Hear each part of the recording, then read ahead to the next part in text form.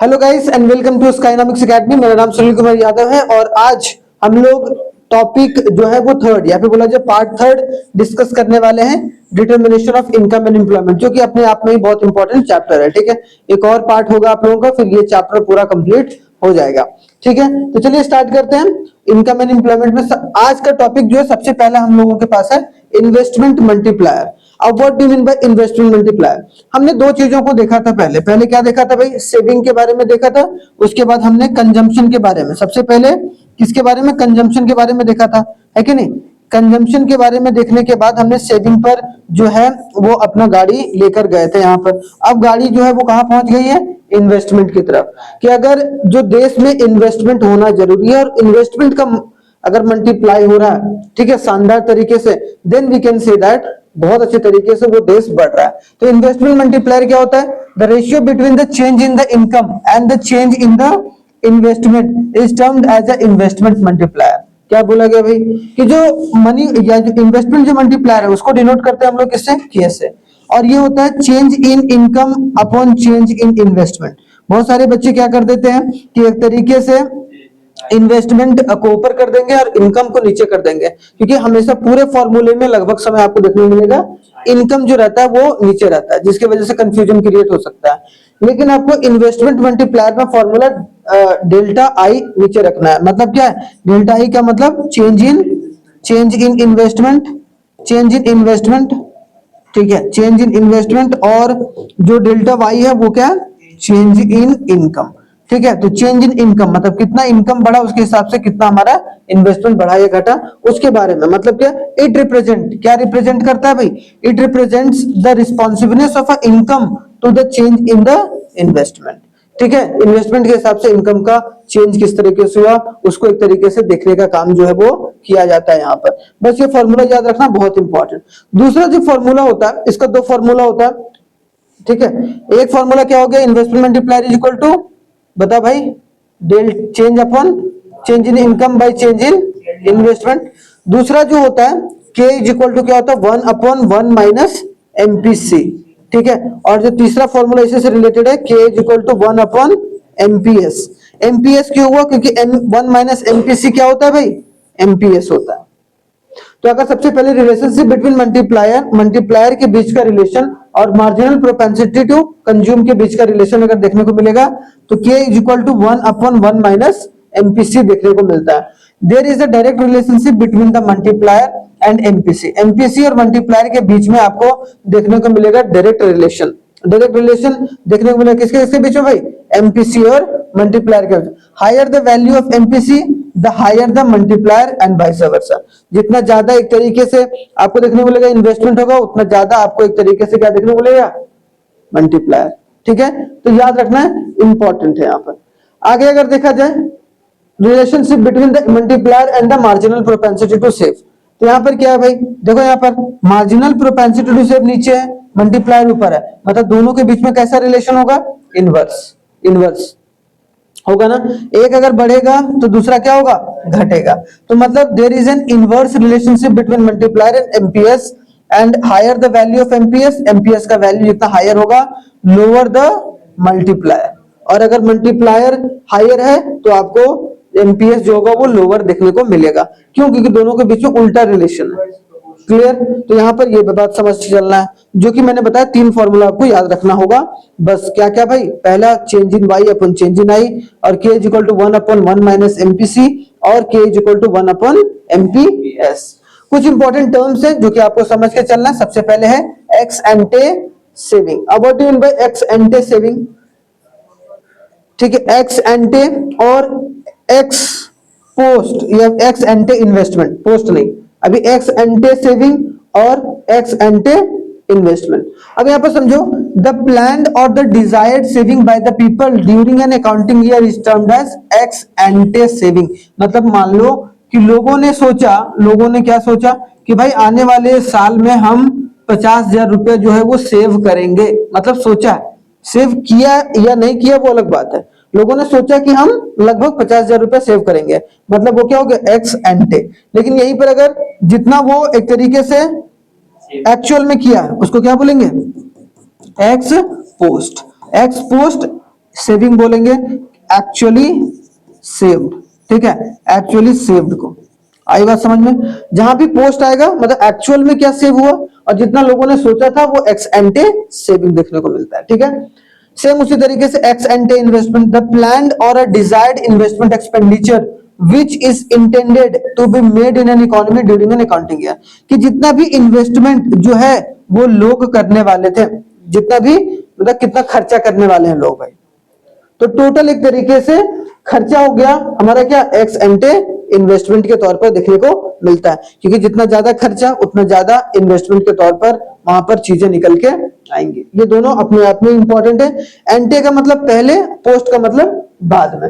अब वही देखो x post saving, x ante saving समझ में आ गया था, एक्स पोस्ट सेविंग लोगों ने सोचा था 50,000 रुपया, ये सोचा था क्या हो गया भाई, सोचा था 50,000 रुपया क्या करेंगे हम सेव करेंगे, लेकिन एक्चुअल में उसने सेव कितना करा, 30,000 रुपया ही करा, ठीक है। तो एक्चुअल क्या हो गया, the actual saving in an economy during a period of an accounting year is termed as ex post saving. तो एक्स पोस्ट सेविंग क्या हो गया भाई, कि जितना एक तरीके से आपको देखने को मिलेगा एक्चुअली सेव किया गया है लोगों के द्वारा, सेव किया गया टोटल पैसा जो एक्चुअल में किया गया उसको हम लोग क्या बोलेंगे, एक्स पोस्ट सेविंग, ठीक है। और जितना सोचा था उसको x ante saving, clear. Same उसी तरीके से x post investment, the actual investment expenditure, कि जितना एक्चुअल में किया गया एक्सपेंडिचर, जितना सोचा था वो एक्स एंटे सोचा था, मान लो कि सोचा था हम सोचा था इन्वेस्ट करने का या खर्च करने का, इन्वेस्टमेंट एक्सपेंडिचर करने का मान लो कि 50 लाख रुपया, लेकिन एक्चुअल में हमने करा कितना, 30 लाख रुपया। इसका मतलब हमारा एक्स पोस्ट इन्वेस्टमेंट कितना है, 30 लाख रुपया। मतलब क्या है, the actual investment expenditure during a period of an accounting year is termed as ex post, simple सी बात है। आगे अगर देखा जाए next, problem of excess demand and deficit demand, बहुत जरूरी है समझना दोनों को। अगला टर्म जो है हमने मनी मल्टीप्लायर समझ लिया, सॉरी इन्वेस्टमेंट मल्टीप्लायर समझ लिया, और हमने कुछ टर्म समझ लिया। अब जो है इंपॉर्टेंट जो टर्मिनोलॉजी, ये दोनों टर्मिनोलॉजी के बारे में आपको पता होना जरूरी है। एक क्या होता है भाई कि excess demand, what do you mean bye access demand, excess demand का मतलब क्या होगा भाई, एक्सेस डिमांड मतलब डिमांड का ज्यादा होना, ठीक है। एक्सेस डिमांड का सिचुएशन तभी क्रिएट होगा when the demand is greater than supply, और वो कौन सा डिमांड, एग्रीगेट डिमांड और एग्रीगेट सप्लाई। मतलब जब एग्रीगेट जो डिमांड है और एग्रीगेट सप्लाई, मतलब एग्रीगेट डिमांड ज्यादा बड़ा हो जाएगा एग्रीगेट सप्लाई से, तब कौन सा सिचुएशन आएगा, एक्सेस डिमांड का, ठीक है। और करस्पॉन्डिंग टू द, मतलब वैसे सिचुएशन जहां पर full employment and the level of output और इनकम है, ठीक है, to the full employment level of output and income, कि जितना एम्प्लॉयमेंट चाहिए था उतना एम्प्लॉयमेंट लोगों को मिल रहा है। वैसे सिचुएशन में एक्सेस डिमांड कब होगा, जब बहुत ज्यादा डिमांड हो रहा है, लोग मतलब खरीदना ज्यादा चाह रहे हैं लेकिन वो चीजें उपलब्ध मार्केट में बहुत कम है, ठीक है। हाँ अभी आगे आएंगे। एक्सेस डिमांड जो है वो the situation of an economy when the aggregate demand is more than the aggregate supply corresponding, ये टर्म जरूर लिखना है, corresponding to the full employment, कि फुल एम्प्लॉयमेंट जब होगा और तब एग्रीगेट डिमांड ज्यादा होगा, ठीक है, एग्रीगेट सप्लाई से, तभी हम लोग बोल सकते हैं कि वो कैसा सिचुएशन है, एक्सेस डिमांड का सिचुएशन निकल के आता है, ठीक है, सिंपल सी बात है। ये corresponding to the full employment जरूरी है लिखना, ठीक है। इट मींस कि इकोनॉमी में जितने लोगों की एम्प्लॉयमेंट थी उन सब सारे लोगों तक एम्प्लॉयमेंट जो है पहुंच चुका है, ठीक है, क्लियर। आगे आ जा भाई, आगे आगे आते प्रॉब्लम क्या क्रिएट होता है एक्सेस डिमांड से। अब सिंपल सी बात है कि मांग बढ़ गया, मांग मतलब क्या, डिमांड बढ़ गया, तो सप्लायर जो है उसको उतना फुलफिल करना होगा इक्विलिब्रियम करने के लिए, नहीं तो दिक्कत परेशानी हो जाती है इकोनॉमी में। तो प्रॉब्लम जो होती है वो क्या होती है, सबसे पहले in case of excess demand in an economy, total demand for goods and service in an economy is more than that of production. Simple सी बात है कि भाई प्रोडक्शन 50 पेन का किया जा रहा है, ठीक है, ये क्या किया जा रहा है, प्रोडक्शन मतलब क्या, एक तरीके से सप्लाई, लेकिन जो एक तरीके से डिमांड हो रहा है वो 60 पेन का हो रहा है भाई, 60 पेन का डिमांड। तो सिंपल सी बात है कि जो प्रोडक्शन है वो कम हो रहा है और डिमांड जो लोग ज्यादा कर रहे हैं उस चीज का। दूसरा, producer would start selling from there stock. एक काम तो ये कर सकते हैं कि जो उसने स्टॉक में माल रखा है उस स्टॉक को, माल को निकाल के वो डिमांड की भरपाई कर रहे हैं, ठीक है। तो जिसके वजह से क्या होता है, to meet the aggregate demand and hence the inventory with the producer starts decreasing, जिसके वजह से उसका जो स्टॉक है, जो इन्वेंट्री है, वो डिक्रीज होना शुरू होता है and profit starts increasing with a steep increase in the price, जिसके वजह से क्या होता है कि एग्रीगेट डिमांड बढ़ गया भाई, एग्रीगेट डिमांड बढ़ने की वजह से प्राइस बढ़ जाता है, अब प्राइस बढ़ने की वजह से प्रोड्यूसर को ज्यादा प्रॉफिट होना शुरू हो जाता है। ठीक है, स्टीप मतलब अचानक से प्रॉफिट नहीं होता है, आप पहाड़ पर चढ़ते हो तो स्टीप चढ़ाई है भाई, मतलब बहुत सीधी है या फिर थोड़ा सा चढ़ने में जहां तकलीफ होती है, जैसे केदारनाथ का जो चढ़ाई वो स्टीप है। ठीक है, यहाँ पर तो इसका मतलब कि अचानक से प्रोड्यूसर को बहुत ज्यादा प्रॉफिट होता है, लेकिन कंज्यूमर को तो घाटा है ना वहां पर, अब प्राइस में अगर ज्यादा बेच रहे हैं तो this results in the high level of output and the income, जिसके वजह से इनकम एंड आउटपुट दोनों बढ़ जाता है and the price level and the wages rate will keep on increasing, वैसे वेजेस भी बढ़ेंगे और एक तरीके से आपको प्राइस भी बढ़ते हुए देखने को मिलेगा, जिसकी वजह से दस excess demand cause inflation in an economy. ये वाला पॉइंट मैं समझाना चाह रहा था कि एक्सेस डिमांड की वजह से इन्फ्लेशन आ जाती है इकोनॉमी में, क्योंकि फ्लो ऑफ मनी जो है वो बढ़ जाती है। बढ़ कैसे जाएगी भाई, लोग ज्यादा डिमांड कर रहे हैं तो प्रोड्यूसर जो है मार्केट से नहीं अपनी इन्वेंट्री से ज्यादा सामान बेचेगा तो प्राइस बढ़ जाएगा, अब प्राइस बढ़ जाएगा तो अपने आप ही इन्फ्लेशन आ जाएगा। आप पूछो, क्या पूछ रहे थे? हाँ नहीं, अच्छी बात है, लेकिन कंज्यूमर साइड से देखो, अच्छी बात है, वो तो अच्छी बात है, लेकिन इसका इन्वेंट्री का खाली करने का मतलब है कि एक तरीके से प्रोड्यूसर उस तरीके से प्रोडक्शन को नहीं कर पा रहा है जिस तरीके से डिमांड हो रहा है। सिंपल सी बात है, तभी तो आप स्टॉक मार्केट को, या फिर स्टॉक मार्केट बोल रहा हूं, जो स्टॉक है उसको मार्केट में आप ला रहे हो, जो इन्वेंट्री को मार्केट में। जनरली इन्वेंट्री कोई अनइवन सिचुएशन के लिए बनाया जाता है और उसमें से एक सिचुएशन एक्सेस डिमांड का भी है। ठीक है, तो अगर ऐसी सिचुएशन आती है इकोनॉमी में तो एक तरीके से इन्फ्लेशन आ जाता है, क्योंकि प्राइस जो होता है अपने आप ही बढ़ जाता है। वैसे भी डिमांड अगर किसी भी चीज की बढ़ेगी तो उसका प्राइस अपने आप ही बढ़ते हुए देखने को मिलेगा, सिंपल सी बात है। ठीक है, आई बात समझ में? ये वाला लास्ट तक पॉइंट, जिसके वजह से क्या गैप क्रिएट होता है, इन्फ्लेशनरी गैप, याद रखना। तो एक्सेस डिमांड की वजह से कौन सा गैप क्रिएट होता है इकोनॉमी में भाई, excess demand, due to excess demand. Excess demand की वजह से इन्फ्लेशन आता है और इन्फ्लेशन कौन सा गैप को क्रिएट करता है, इन्फ्लेशनरी गैप को। अब इन्फ्लेशनरी गैप क्या होता है वो समझो, the excess of aggregate demand above the level of the required to maintain the full employment. हमने क्या देखा था, फुल एम्प्लॉयमेंट पर जो रिक्वायर्ड है उतना तक हम लोग नहीं कर पाए, मतलब क्या वो एक्सेस हो रहा है ना, एग्रीगेट डिमांड का बढ़ने का मतलब है जितना फुल एम्प्लॉयमेंट पे था उससे ज्यादा। देखो यहाँ पर इक्विलिब्रियम था इकोनॉमी, ठीक है, जहां पर देखो ये हो गया एग्रीगेट सप्लाई और ये हो गया एग्रीगेट डिमांड, ये वाला लाइन, ये वाला पहले देखना। तो जिस पॉइंट पर एग्रीगेट डिमांड और एग्रीगेट सप्लाई मिलता है उसको हम लोग क्या बोलते हैं भाई, इक्विलिब्रियम बोलते हैं कि नहीं बोलते हैं, इक्विलिब्रियम स्टेज। और इक्विलिब्रियम स्टेज पर जनरली क्या होता है भाई, एफई का मतलब क्या होता है, फुल एम्प्लॉयमेंट। यहाँ पर एफई का मतलब क्या, फुल एम्प्लॉयमेंट लेवल पर।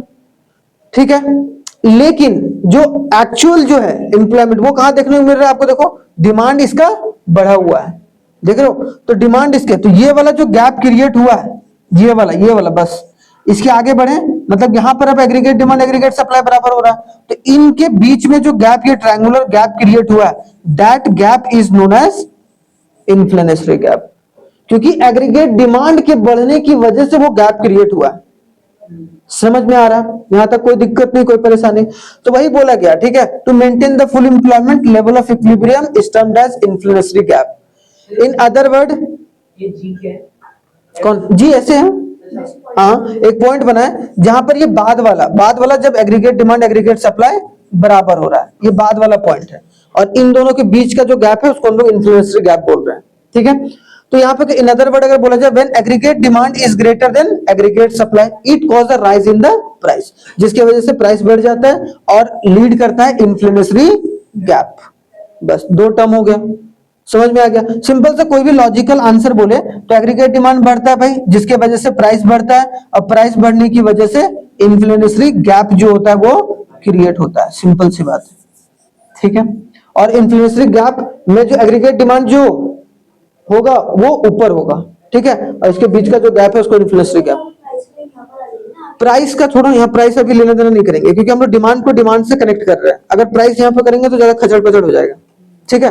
प्राइस का लाइन यहाँ पे नहीं, वैसे जनरली प्राइस का लाइन होगा तो इधर होगा, क्योंकि प्राइस नहीं, प्राइस का लाइन इसमें होगा, नहीं समझे, मतलब ये वाई एक्सिस से ही बनेगा प्राइस, कि प्राइस पहले कितना था, एग्रीगेट डिमांड एग्रीगेट सप्लाई था, तब प्राइस मान लो 50 रुपया था, अब हो गया 60 रुपया, सिंपल सी बात है, ऐसे नोट कर लो अपने आप को, ठीक है। तो यहाँ पर क्या बोला गया, inflationary gap is equal to excess demand, where जो यहाँ पर aggregate demand for a full employment, यहाँ बोल रहा है एग्रीगेट डिमांड एबव और बियॉन्ड, बियॉन्ड मतलब वो उससे पार चला गया, अब तो ज्यादा चाहिए, अब फुल एम्प्लॉयमेंट तो हो गया था भाई, अब उससे ज्यादा अगर चाहिए तो कहां से लाएगा, तो इन्वेंटरी खाली करना पड़ेगा जो हमने पहले से बना के रखा था, सिंपल से, क्योंकि और ज्यादा लोगों को हम कहां पैदा करेंगे भाई काम करने के लिए, या तो फिर मशीन बढ़ाओ, ठीक है। तो ये भी चीज जो कि आपको समझकर चलना है। और ईएफ का मतलब जो ईएफ है ये वाला है, ये जो गैप क्रिएट हो रहा है दोनों के बीच में, वो कौन सा गैप हो गया भाई, इन्फ्लेशनरी गैप।